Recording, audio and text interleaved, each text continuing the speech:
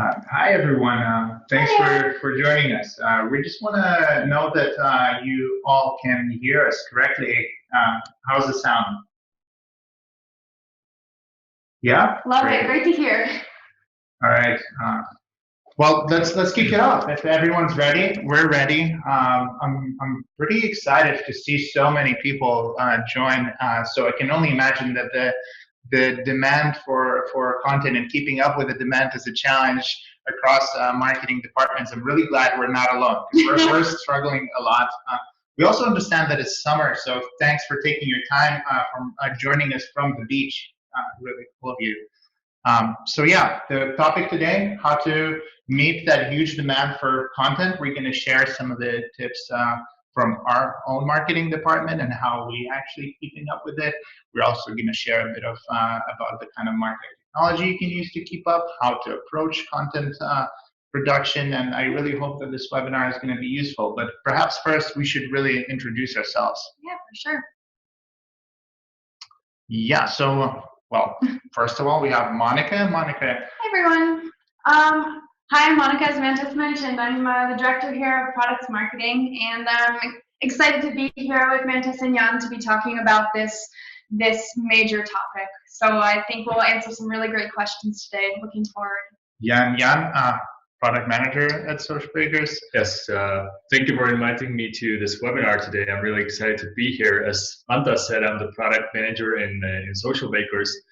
And today I would like to show or share our perspective from a product team point of view, how we see content in nowadays social media. So thank you. Awesome. Yeah, we're really glad to have your technical perspective here. And me, Mantis, I head up the content marketing team here at Socialbakers. And I deal with the struggle of producing content every single day. It's a challenge, and I hope I can really share some of the tips that we use in the team to keep up. Mm-hmm. So maybe moving forward. So let's just go through the agenda of what's actually coming up. Mm-hmm. So for sure, as Mantis mentioned, skyrocketing demand for content, and this is more true now than ever. So we want to really dive into the data with you guys. We've got some cool points, some scary points, which I think everybody's feeling right now. Yeah, then we have tips and tricks to ease the stress. So this will be really from Mantis's point of view. How do we actually do it, as you mentioned, at Socialbakers, and what you can take away from today. And everyone's goal, content personalization. It's a great lofty goal, but how can we actually get into it? How can we get to know our audiences and use that to create better content? Oops, and last question. And the last but not least, content creation now and then moving towards the future. What is it going to look like? How can you support team collaboration and make this process so much easier? Not just in your social teams, but across teams as well. Yeah, that's a bit that I'm quite excited about. But of course, guys ask a lot of questions. We're going to answer most of them, I hope, or all of them at the end of it. Ask throughout the presentation. We want this to be a conversation. And if we're not answering your questions, start yelling at us. We'll pause. We're here for you. Yeah, it's really about you. So we'll try to tailor it to your needs. And we're curious to also know what kind of businesses are you coming from? Is it agencies? Is it what kind of verticals are you coming from? What industries? So let us know in the comments. It'd be really, really cool to hear, and we'd be able to tailor this presentation. Well, we have our own questions to start. Yeah. All right. So, Monica, what's the first question? The first question, yeah. How much content do you think, ballpark figure, do you produce in a day? Maybe a week, a month, or a year? What do you think, Mantis? What's your call? Well, I'm curious if the audience can get this one right. At least give us like a day number. What do you think is the average, really, of content produced? And what's your 17,900 we've got coming in. This is per day? Per day, today. No. I'm not envying your job. But that's exactly why we have created this, right? Yeah, this is exactly our purpose, is to make that huge content demand easier. So any other numbers coming in? What do you think? Just today, what about today? Or yesterday? Well, for us, I would guess something like in the tens, maybe 20s. Today? Yesterday? Yeah, something like that. Okay. Yeah. All right. Okay, so I'm revealing the results. So these are the averages, right? I think these are for Europe. And this is Facebook, Instagram, and Twitter. And the numbers those are some numbers. So yeah, 49 per day, 340 a week, 1,500 a month, and almost 18K, which is surprisingly close to the answer. It's almost exact. Yeah. So I think maybe these answers are a bit, this data is a bit skewed by Twitter, because obviously brands push out quite a bit of content on Twitter. I don't know if I'd be able to recall like 49 posts that we did per day, or even if we did, let's say 50 or 100. Yeah. I don't think I can remember every single post. And I think that's also something to ask yourself and talking to the audience in this webinar is, can you remember all your top posts? Can you remember the best posts? Can you remember at least 20 posts from the year that were really good? Like I don't. And you can filter out Twitter from your head here as well. Yeah, your top Instagram. What was your top Facebook post that you can remember? Anything? Yeah, it's the challenge is real. I think in next slide, Monica, you actually looked at one particular brand, right? Yeah, for sure. So the beauty industry is definitely enviable in the amount of content they can put out. Definitely a benchmark here. So ColourPop, they're an American beauty brand, and just yesterday we pulled the data, 83 posts from yesterday. And actually what I thought was interesting, they had a product reveal on the 26th of June, and 109 posts went out. Across, as we said, Instagram. That is crazy. Yeah. Like, how big does your team have to be to produce 109 Or posts? small and efficient, I don't know. Yeah, or super small and efficient. But for me, it's scary, because if someone told me that my team needs to get 100 posts a day for a week, I would be panicking. So I think I really, don't envy the struggle of ColourPop, but I think this webinar is about how can you cope with that demand, right? We have a question coming in. Is it effective to really post 83 posts a day? Yeah, that's a really good question. So it depends if you're able to measure the effect. Like, you can. I think if you have the team large enough and you can invest in content quality for every single post and see the return of that every post, great. But if you're seeing like you're boosting sort of the quantity and the engagement is slowly then scale it back a little and concentrate. Scale it back, yeah, exactly. But I think the point of this webinar is actually how to scale it while also raising the engagement. So it's really about actually doing sort of groundwork before you even step into the production phase, so that you don't waste your time on posts that maybe are not going to be engaging. Actually, it's a good question. How many out of the 109 are really, really good? Yeah. And we have someone here, if they saw 10 posts a day from the same brand, they would have unfollowed them. Interesting story, I do follow ColourPop, and I have not unfollowed them yet. So I don't know what that says about me and my ability to consume as much ColourPop content as possible. But they're doing a great job, I think, for sure. And it's about really how to like you said, lay the groundwork and build from there. Be super strong at the beginning so that the rest is a breeze. Yeah, I think one question that I saw is this counting stories? I don't think so. It's just feed posts. And someone mentioned 7 posts on feed just yesterday. It's a lot of content. Oh, maybe they'll get some new followers here today too. But let's move a bit forward further. So just to explain how difficult this challenge of meeting the huge demand for content is, we looked at how many businesses actually copy-paste content from one channel to the next. And it's a lot. 90% of companies do this. And look, we're guilty of it too. Part of the crowd, for sure. The challenge is pretty damn real. And it's not because, we're lazy, we're copy-pasting content. It's just because we invest a lot of time into creating this content, and sometimes we don't have enough time to really personalize the content to other platforms. We actually have a breakdown of this data into different platforms. So it looks like majority of posts are actually copy-pasted from Facebook to other platforms. It's not so much from like Twitter. Actually, Twitter somehow has the most Lone Ranger over there. Yeah, most original content. Which is interesting too, I think, because if you're copying from Facebook to Instagram, but Instagram is, of course, one of the most engaging platforms, that's where you want to really spend your time creating that quality, original, personalized content. Yeah. Thanks for asking so many questions already. We'll keep answering them as they come in. But this challenge is really interesting for me as a content marketer. Like, how how do we fix two things? How do we actually personalize our content across each channel? How do we spend more time on actually using the platform, the platforms, the channels for what they're best suited for? Absolutely. Where do we find those insights, and how do we help the team to boost production without actually like stressing out much more? Because I think right now what I'm seeing Stress is at capacity, I would say. Yeah, so. Managers are always tend to push like, hey, you should do more, push, but they don't always offer an alternative of or actually a way to cope with. Yeah, but we'll send you guys this presentation after, so don't worry too much. You'll have all this insight in your box after the presentation. Yeah, and I can see one question coming in regarding the platform. So the effectiveness of different platform, how one is effective, which one is more effective? Is Facebook effective? Yes, they all can be really effective if you're able to get your content right for that specific platform. So yeah, Facebook is effective and Instagram is effective, but actually we're going to show you in a second how looking at these platforms one next to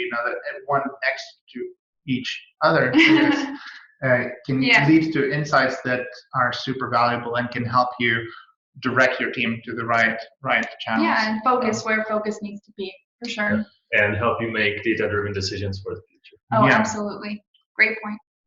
All right, so here's just another data point to show that the difference between platforms is actually quite real, and this actually maybe answers the previous question we had is, can you drive, well, this is exactly how much engagement you kind of get by each platform, considering how much effort you invest into those platforms. And also it shows that the platforms require a different approach from the marketers. It's not, they don't work the same way. Yeah, definitely. Yeah, and that's why we're on all of them. We're getting different things from them, for sure, as users, not just as marketers. Yeah, so right into it. So where do you start? Yeah, where do you get Big those question. insights? Yeah, where do you get your insights?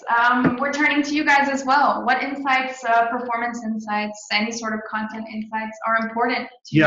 Yeah. So one thing that maybe to let the audience know. So a lot of this webinar and what we do here, there's a Socialbakers, our team, we really use our solutions quite a lot. And so if there are any users of the Socialbakers suite, really recommend that you guys have the platform open while we go through this webinar. And if you aren't using Socialbakers just yet, try it for free. It's completely free to sign up. It will take just a second, and you can sort of see what we're doing and how we're thinking about content and how we're organizing it in our team. And I think it's going to be really helpful for you as well. Cool. So we had some people: engagement rate, interaction rate, insights from social listening platforms.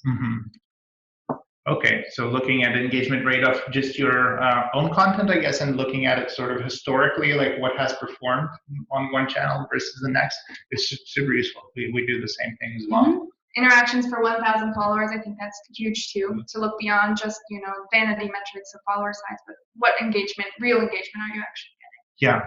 For sure. All right, so let's show you actually how we do it at Socialbakers. So let's move to the next step. Right, so if I'm just going to kind of use the tools that we use on a daily basis here, and we'll show you how our content is organized specifically.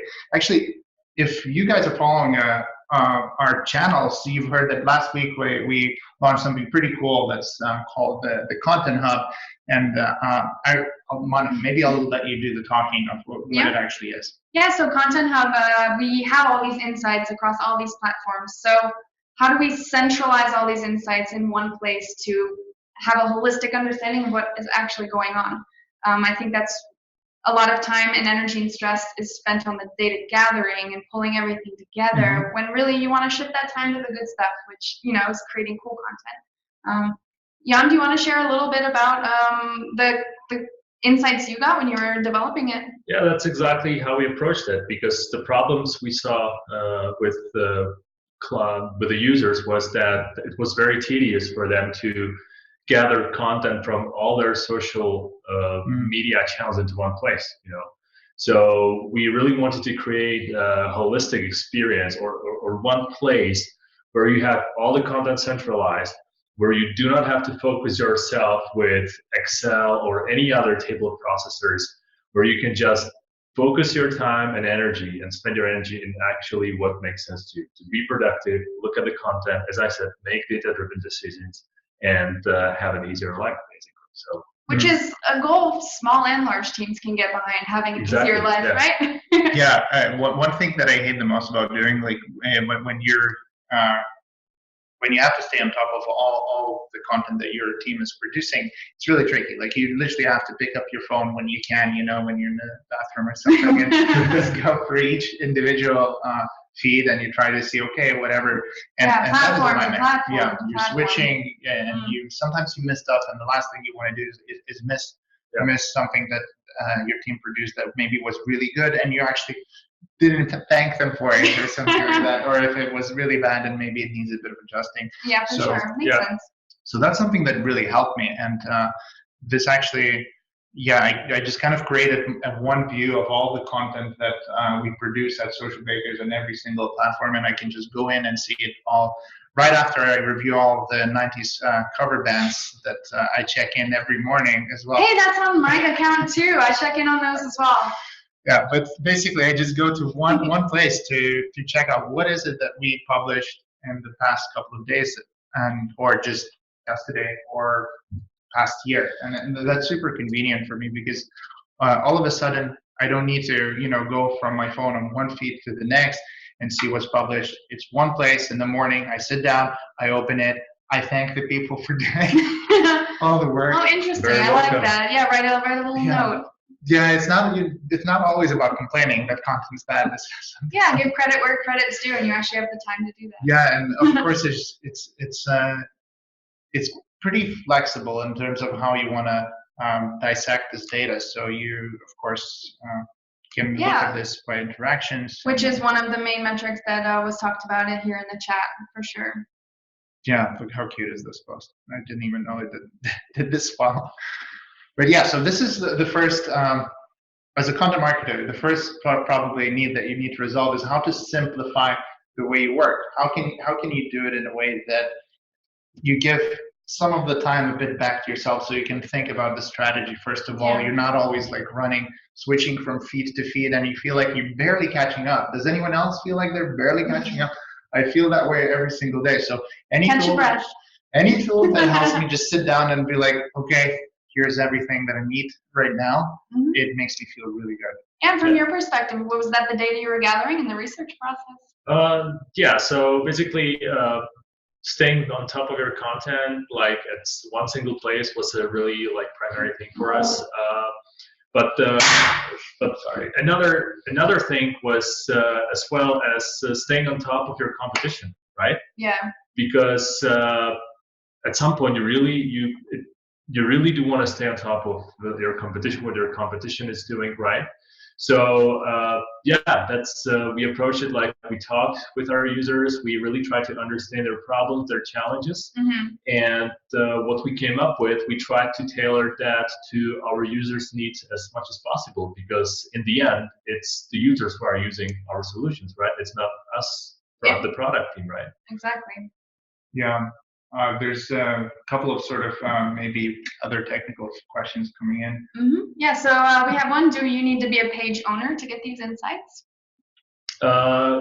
For your own content, yes. For competitors, if you want to monitor your competition, you're not going to get all the insights, all the necessary insights.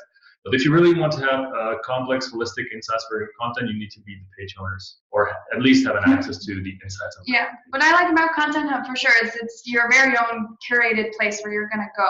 So it's the pages that you usually are checking on daily, and if you're monitoring them daily, you should be monitoring them in Suite and monitoring them here in Content Hub. But that's exactly what we actually do. So the second place that we usually go right after I check all the 90s cover bands is, of course, the competitors, and that is just to check in if any of them particularly did something quite exciting in previous days that maybe the team could potentially replicate, or if we see that one topic that they're covering is really resonating with their audience. Well, marketers are similar. Whether you want, whether you're one brand or the next, or you're another martech company, and they have similar similar challenges. So yeah, exactly. Why not have your team create content? Yeah, and Content Hub is available now. We have somebody asking if it's available for our users. Yeah, It it's definitely available. So as Samantha said, it's nothing is as easy as sign up for a trial, try it out for yourself,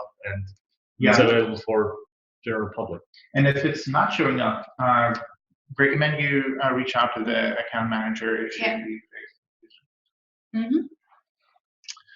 Right. So where did we stop? Yeah, the competitors. Nice cover bands. Oh no, competitors. Sorry. Right. So what's nice about also a little bit in more detail, maybe that's worth talking about this is Jan, like the granularity of the search is super useful. So you have presented like how really easy it is to use our search bar, where the natural language you're inputting in there will show you everything that you desire. But we have also thought about users who are looking for content, or when you're looking for a content at some point, you might even know like what kind of attributes are you looking for. So we have created a list of all the filters possible for the content, which is showing you like what kind of parameters you can use for the content.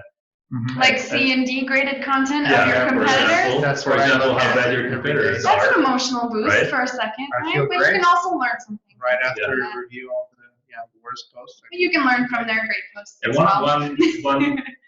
Another added value to that is that looking at all the possible parameters of all the content, you might discover some use cases you haven't thought of, right? So you might discover something that you haven't thought of that you're looking for, and having that in front of your eyes might help you actually to discover some more possibilities of how you're looking for content or what content you're looking for. Yeah, that's a great point, because you're not just coming to get all of your insights, you're coming to get your exactly what you're looking for really quickly. So you need to filter that down to your exact questions and learn some new questions along the way. Yeah, and I think a good question coming in that I spotted is that someone's content hub is not showing ACD content, so I think the EMs can help out. Yeah, sure. Definitely.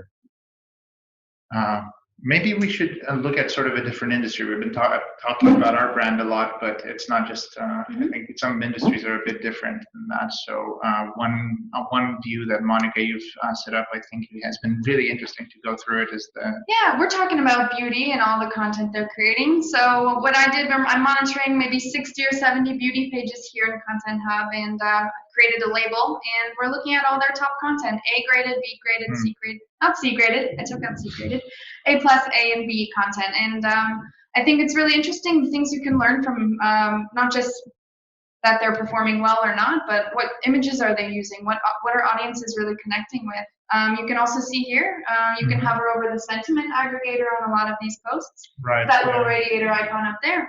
How are people feeling about this content?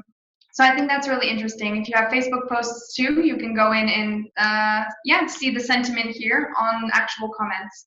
They're automated, but if something doesn't look quite right, or you can always manually label as well. So I think this is a great place. It's really interesting to dive into this as a marketer. It's so. Well, it was Chloe's birthday apparently, so everyone's really positive about that. Yeah, I'm sorry I missed it. The sentiment was very positive. Yeah, for sure. And how many competitor profiles can you monitor here was the question. You can, whatever profiles you're currently monitoring in Suite, you can also check out here in Content Hub. Yeah, so, but it may be to answer it for someone who is not using social media yet, so it's as many as you sort of add. Yeah, it's great because it's your curated place. So what profiles really matter to you? Where will you get your top insights beyond competitors, media outlets, influencers? Yeah, so there's one question coming in. Is it like inspiration? I think, Jan. Yeah, let us know. So I'm not sure what the question actually says. Yeah, what's Content Hub it can be versus inspiration? It can be sort of your inspiration when you're looking into competition, but we're working, but this sort of inspiration is based in your competition or your past posts, right? What we understand is you want to get inspired from all over social media, right? Not just your competition, not just your social media. So we have planned to introduce an inspiration-like feed. where you will be able to select interests, social platform, and get inspired from all over the social media channels, right? So that will be a fully fledged inspiration. Yeah, I think it's an interesting complement, using your own type curated feed and for your day-to-day insights, and then moving over to open social for based on, like you said, audience interests or keywords to really see what's engaging across everywhere and combining those insights. Exactly, and again, you want to have, like, when you are getting inspired, you don't want to scan through different feeds, go into different feeds of your Instagram, Facebook, Twitter. So we are thinking the same as we thought here, like having the inspiration feed in one place where you will find everything you need to according to your criteria that you're going to set. We have a question about sentiment as well. How many languages do we support in the automation of sentiment? We have English, Spanish, Portuguese, Czech, German. We keep working on more. Yeah. So it's constantly added. We're continuously adding new languages. Yeah, that's great, and we can also teach it to be a little smarter too if we're changing the sentiment ourselves. Yeah, that's true. So if you identify something that's not particularly accurate in terms of sentiment, just kind of let the platform know and start figuring out. We have a pretty sophisticated AI that is evaluating all those comments. So. Perfect. Maybe just back to the original question. So how do you use this to boost your content production? So it's, well, first, if we take it to the first point where you want one place for all your content, sort of, so that you see all your channels, and you want to be able to instantly find something that's really good and something that's really bad. So that's the first point I'd say. Absolutely. And it goes back to one question that one of the attendees had. So is it Facebook? Should you focus on Facebook or Instagram? Well, when you have all your content in one place, you'll be able to see much more quickly what's actually worth your time. So one thing that really is quite revealing for me, and sometimes you do have a sense that Instagram is more engagement versus Facebook, but then when you have all this content next to each other, you see immediately just how big that difference is. But yet the amount of time you're investing in that content or your team is investing is just as much. Yeah, sometimes you need a little shake to be refocused, and you don't want to refocus too late, for sure. Yeah, exactly. So organize your content in a way that you can see insights immediately, see what's working, what's not, and just cut off the weak parts of your content strategy immediately. Yeah, and cut out those hours of sifting through content from platform to platform on your phone, like you showed us so sadly. Yeah, that's over for you. Yeah, that usually helps just you, not your team, but it's really, really nice. For sure. All right, where do we take it from here? So moving the conversation further, may I share like another use case that I thought was quite nice for me? Yeah, personally. definitely. So one thing that to drive the content strategy that you really need is to look at what your audience is actually like. What do your marketing personas consume? So if you have a couple of personas in your audience, like we have, for instance, a CMO persona in our audience, I want to know exactly what content do they see on their feeds. So this is the one use case of the Content Hub. And you already have it saved. And I can very quickly access the content that CMOs are consuming right now. How? It's basically adding the pages that I know that marketing persona follows. And I can see that feed every day when I log in. This is what that marketing persona is consuming. Are we speaking about the same topics as a business? Same vibe, or are you jumping in on the things they care about? Do we look awkward? Do we look like, we showed up, at a cocktail party with, tennis sneakers on? So you want to sort of, to make the content production easier, you want to have the right insights to begin with, and this has been super valuable. I mean, we always talk about content quality. One of the main things of quality is, do your audiences actually care or are interested in it? So cutting out that noise, if you know exactly what they're interested in, you don't have to be constantly testing, which you can kind of more laser focus on a few areas. Yeah, and just if we look at this current example, so I can see that the CMO persona of the Socialbakers brand right now was pretty deep into the Lions. That's all you pretty much see. There's some Facebook IQ. And one question I really have for our content marketing team is, hey, how much did we really cover this you know? event? Because I'm afraid not enough, Mhm. considering how much timelines content there is. And again, that sentiment, here's the complete opposite case of sentiment going For Chloe's birthday? the wrong direction. Yeah, that's a different, yeah, you can see 59% negative sentiment on this post, Mhm. maybe scaring people up, you know, a bit on Yeah. some of the issues. Yeah, it's cool because you can really dig granularly in here, but also have an overview at once. So Yeah, so that's pretty cool.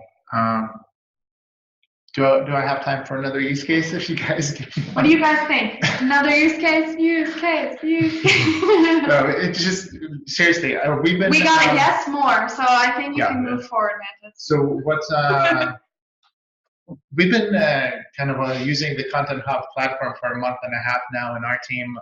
We got early access. Thank you guys. You're very welcome. Really helpful. You know, we're always welcome. Gifts are always welcome in our department. So we had time to find these clever ways to simplify our day-to-day lives. And one thing that has really been challenging in the past year or so, especially because the management has been so pushy about this, is influencer marketing. And you keep adding more and more influencers that you work with. And eventually you're like, damn it. What do you guys think? Are you guys working, you lose track, right? gotten on the influencer marketing train as well? Yeah, and let us know if you feel the same sort of struggle with influencer marketing. But so here's one feed that I've set up for specifically our Twitter influencers, because we wanted to find those that have the best videos, and we wanted to maybe share those on our channels with a bit of cooperation from them. And like, imagine this is one place where now we're working with some 30 to 40 influencers. We are able to sort of track every post that they're publishing. And now I know that we are not going to miss something that's relevant to our business that they published. And it's quite nice that you can just kind of go in and watch the video immediately in the platform, and you don't need to go to Twitter or whatever. So here you just picked, you have a profile label for Twitter influencers, all your influencers that you're currently working with or interested in, and then you have the filter of videos, just videos. Oh yeah, it's exactly. It's not just the influencers that we're working with. Yeah. So it's also influencers that we want to work with, but maybe we haven't found quite. We didn't yet find the best way to reach out to them. So we're thinking like, hey, let's learn about them a bit, see what they're talking about. A little sneaky stalking for a while. Let's talk. I get it. And then go in for the kill. So it's been super useful. I think we have some questions coming in, right? Yeah. They're talking a little bit about labeling different pages for different business units. So we have profile labels and post labels. Do you want to talk a little bit about the use cases for these? Yeah. So if you really like the use case is similar as to Mantas has described. So for example, if you have different business units, you can label pages with the name of that business unit, and then you can quickly see just this one business unit or compare these two business units. So the use cases, how to use profile labels or post labels are really like indefinite. It's just really up to you guys how you want to use them. Yeah. We have Twitter influencers here, and we showed another profile label before, which was beauty brands, grouping all the beauty profiles together to monitor. So you can use profile labels, post labels, combine them as you want. Yeah, so in our case, for instance, a couple of use cases is that we have post labels set up for, let's say, video content or a specific video campaign, and then we can look at, immediately have access to all those videos all at once. Good for product launches as well. Yeah, especially, it's also really, really nice to use when you have like, maybe campaigns is something to discuss. So one issue is that when you launch campaigns, you kind of need to report on them really quickly, and almost management wants almost results the next day, and so you got to show something, but it also takes time to actually organize it. Yeah, I think it's interesting as well, the reporting aspect of things. You're not just coming here daily for you, but you're coming here daily to report on what's going on easily, quickly, exporting. Here we have last 30 days, but you were showing the different time ranges as well, last 7 days, yesterday. So it's a really great way to report quickly on what's going on. Yeah, I think it was earlier, or was it last week, where my manager said, "Hey, I looked at the Content Hub. I've only seen 2 posts for this campaign. What's going on?"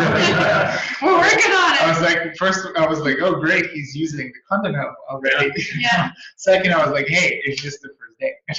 Give us some time." But it's good. So it saves you kind of trouble also as someone who has to report to someone like, hey, just go there, check it out. Yeah. It's all there. Don't worry about it. You can see the engagement. It's cool that they're checking in. They're not waiting on reports either. You know, you can just pop in themselves. Yeah, and they can, whatever is most important kind of for them, organize the view sad that reaction.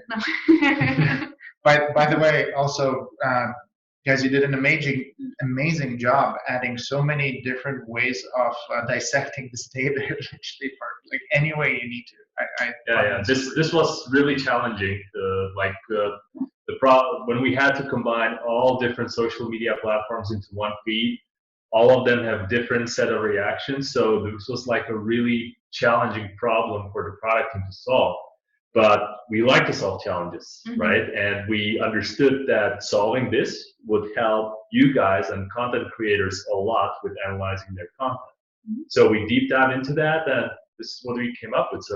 And we know this is going to help you a lot. Nice, and we already have some product roadmap requests, if you will, so we can add in, give you some more. Keep them coming. Sorting by negative feedback, dark posts, things like that. Yeah. Keep them coming, guys. We're already open, all the time open for feedback.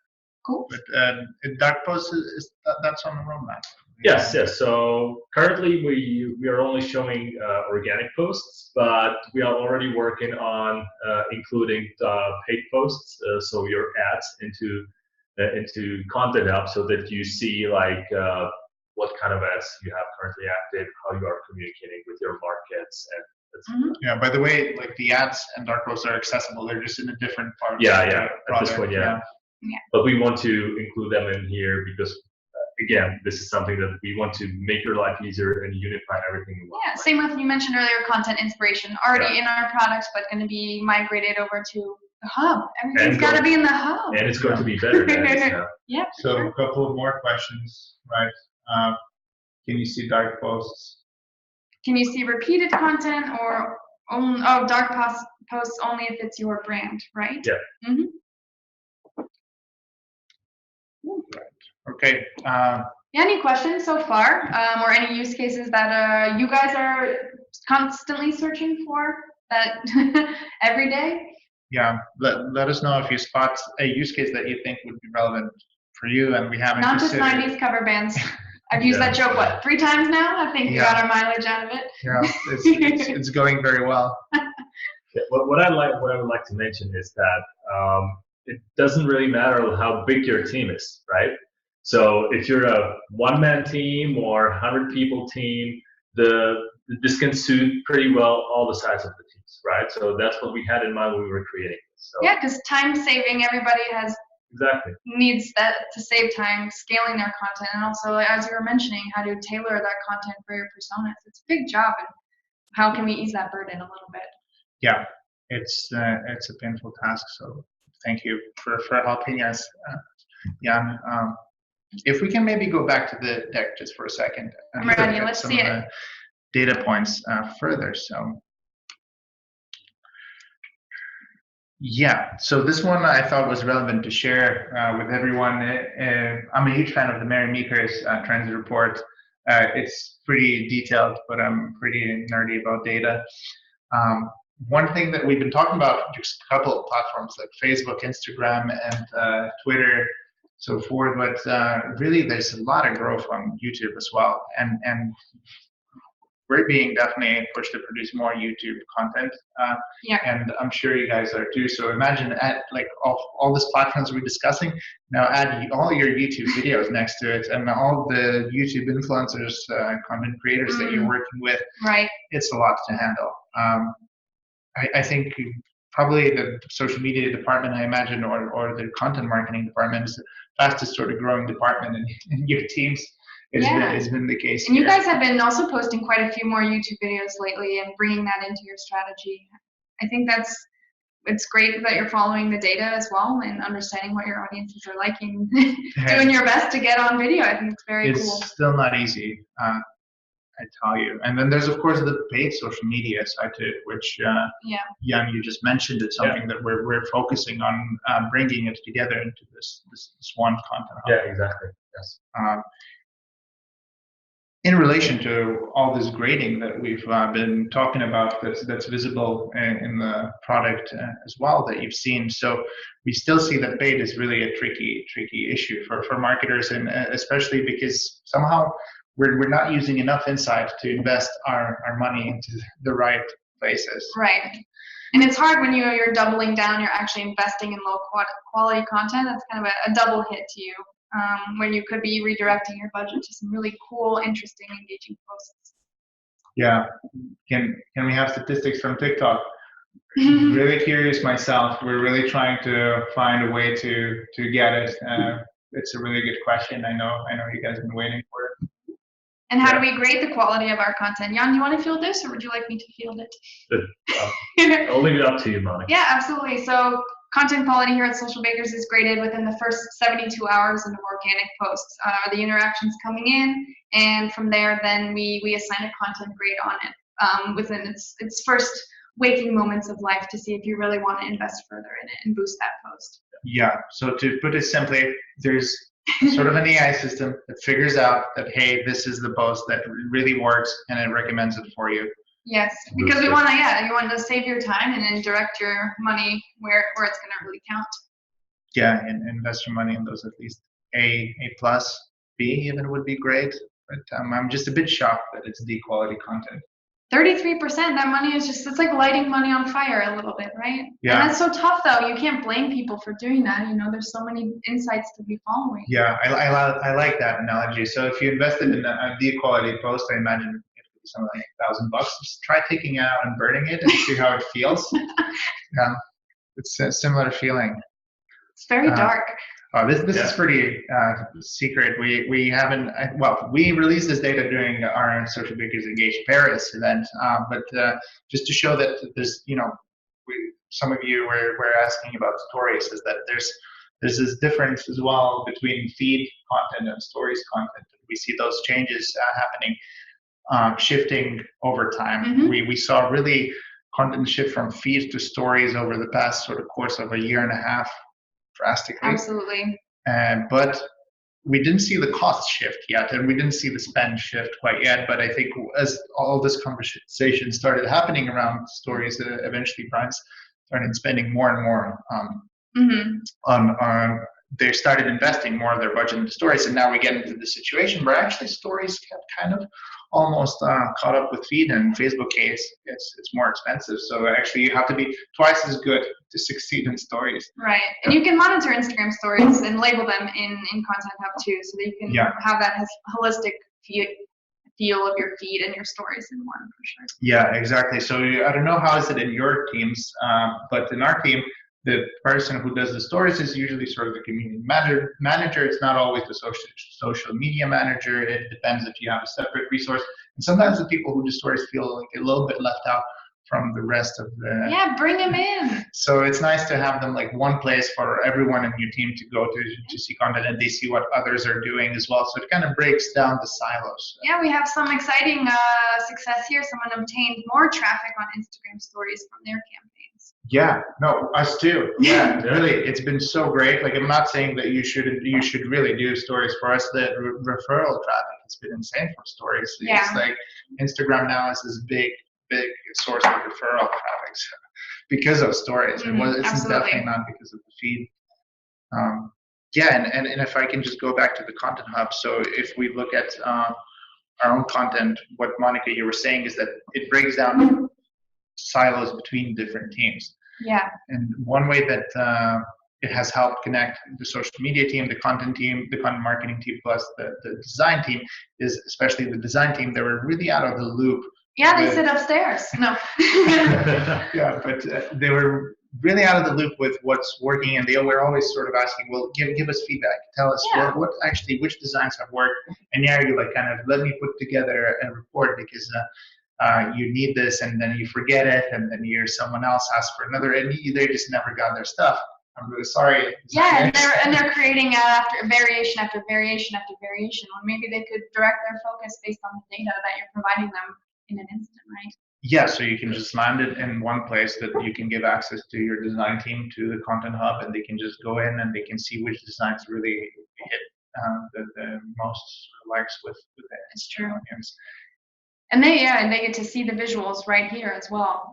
What's working for them. They can draw inspiration from the colors, even, or what can they try next, and not feel like they're banging their head against the wall for you guys. Yeah, and for those who are coming from really large sort of global teams, one thing that is probably super useful is seeing regional insights. Absolutely, yeah. If you have a local page that's killing it with content, how could that maybe translate for you? So you're not completely creating new content from scratch for each region. Learn from your friends, learn from different successes, and repeat them and tweak them. And that's a great way to scale your content creation. Yeah. We're sort of running out of time quickly, but maybe we can just wrap up the presentation with summary of actually the tips from what we've learned. Yeah, and this would be great for you guys to take away too after you leave here and dig in and try some of these for sure. Yeah, by the way, everyone's getting this deck after the webinar, so don't worry about it. You don't need to take screenshots. Mm-hmm. If you'd like to set your desktop, that's fine too. Yeah. Right. So Monica. Yeah. Go ahead. I think Amanda's really covered all these use cases really nicely, from monitoring your own strategy to checking out the competition. I think what's interesting here is rediscovering your hidden gems. Maybe, like you were saying, you were scrolling through and you missed something that you could maybe revisit, and that was actually successful. All the time, all the time when you forget what happened some 3 months ago. So just for a second, changing that view to the past, let's say, 2 quarters or something, half year, you'll see like, whoa, look at that post we did. Yeah, recycle, facelift. Why didn't we do something with that again? Mm-hmm. Why did we just let it sort of drift into nothingness? Also dark. And checking out competition. What I think was really cool is spot trends in their performance, maybe even faster than they do. If they're not really catching on to what's engaging, you can jump on that too. While they're still hot. Yeah, that's huge. The competition is your source of inspiration as well.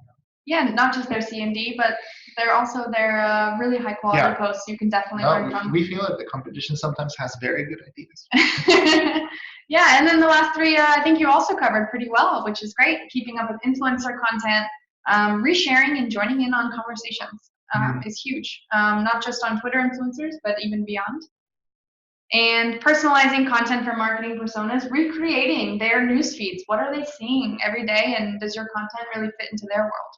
That's, like you said, not wearing sneakers to a ball gown party or whatever those parties are called. Yeah. And then breaking down those silos. So welcoming your Insta Stories team into the mix, your designers into the mix. I think when more people have access to transparent insights, everybody's work is going to be so much better. And this content, this skyrocketing demand, it's not going to be so stressful. You have a little help here. We really hope that there's some use from this webinar, and it will make your life just a little bit less stressful. It's been stressful for me. So thanks so much, Jan, for all the work you've put into designing content. And we're not stopping here. Well, we want to use this time remaining in the webinar to answer some of your questions. So if you have any, now is the right time to ask. No, thank you guys. We're getting lots of thank yous. We didn't do any. You guys showed up. Yeah, thank for you. sure. Yeah, drop them in and we can answer them here. We're ready. Give us a difficult one. Quick question. We got one coming.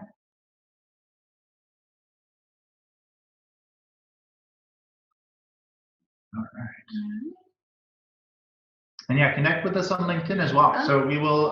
We got one question. If you're ready, how do you track Insta Stories if they disappear within 24 hours? What do we got? That's what we have Content Hub for, because we are Actually, in Content Hub, you can track Insta stories because we're saving them, Mm-hmm. right? So we know that you want to track the metrics on the ephemeral content on Instagram. So we went ahead and we have created a solution for you where we save the stories so that you can have the insights on them. Yep, it's huge. Here they are. Oh, look at all those top performing posts.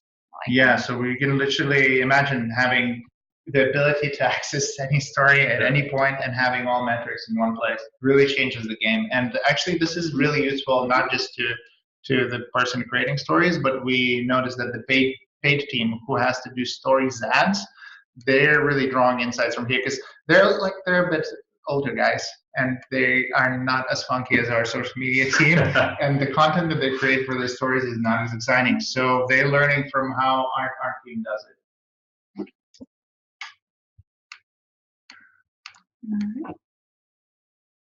And if you're a large team getting into Content Hub, you can drop in here if someone had asked for the trial page. So yeah, we'll drop it in there.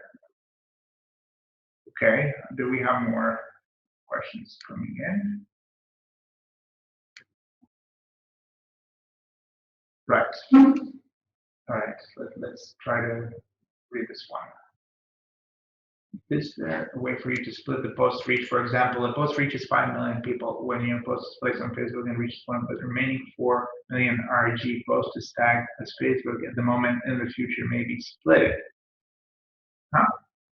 So it's when you like reshare the post, I imagine, to other platforms, or when you advertise it, I mean, in other platforms. That's a tricky one.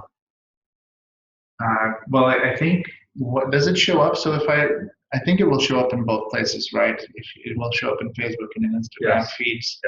Yeah, and same, of course, with paid. I think it's just one place that it shows up because you're setting it up through the ads manager as one campaign. So for paid, yes. For organic, a bit tricky to do. Yeah, that's for organic, so it's a bit tricky to do. Mm-hmm. And how important it is to have tailored content for Twitter and Facebook rather than the same posts going out at the same time? Yeah, I think there's for Twitter and Facebook, yeah, it makes sense to do tailored content, and especially for Twitter because it's so short, the amount of space you have. And actually on Instagram, we find that the length of your copy, actually, the longer it is, sometimes the better it works. It's really tricky to work with it. And it's cool that that's some insight that you've learned, some kind of strange, quirky insight that you've gotten. Yeah, don't follow it blindly. Like, don't follow his quirky insights blindly. Yeah, I like it. Try it yourself. Like, just simply for a week or so, just try shortening your Instagram copy a bit, and if you haven't drastically changed your strategy, you'll see what effect it has. Very cool. But Twitter, I find it's kind of more of a different beast actually than Facebook and Instagram, just because people there somehow they consume content much quicker. Like, it's also a news sort of like platform for everyone. So you got to get to your point. Yeah, you got to get to your point and really quickly. Yeah, and it's, by the way, so also think about what your end goal is from all of this posts. So on Twitter, it's also a huge referral source for our team, and it's more so than Instagram, where we're getting a lot from stories. So you can achieve different things with different platform, and when you have different objectives, then your content should be slightly different. It should be built in a way that it helps you reach those objectives easier. Great. Cool, we're getting some goodbyes. So for the people who applied, goodbye, thank you. Any other last questions? Yeah.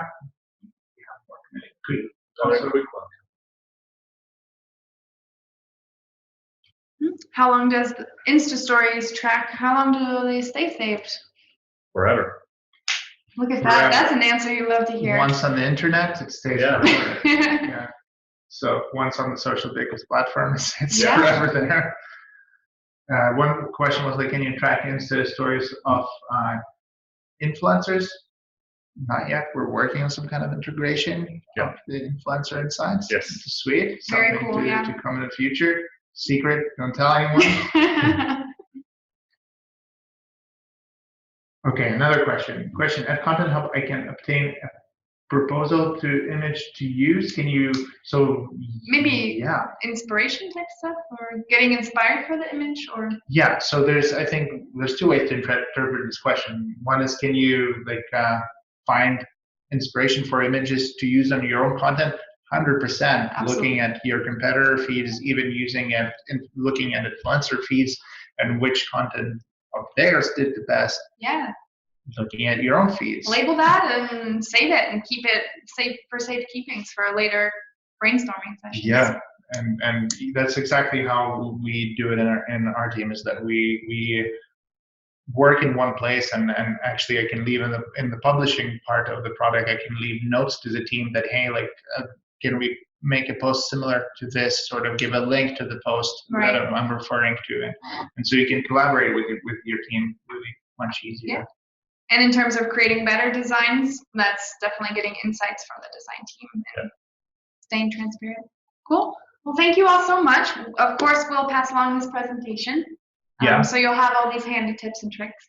Yeah, and find us on LinkedIn, and I'd be happy to answer any more content questions. Yeah, and Jan, getting all those roadmap requests, that's very cool. Always open to feedback. Cool. Yeah. And we can't wait to see you again on our other channels, other webinars. And yeah, sorry if we couldn't get to all the questions.